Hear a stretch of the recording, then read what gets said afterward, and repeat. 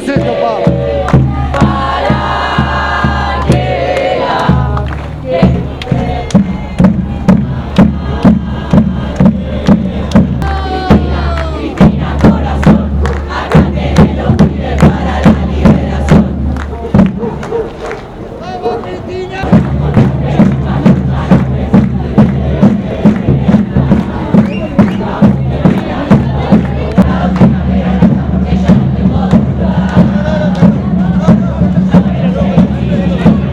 Pero de corazones calientes, como una muestra también de lo que pidió la compañera Cristina. En serio, lo dijo ayer clarito, déjense de joder, muchachos.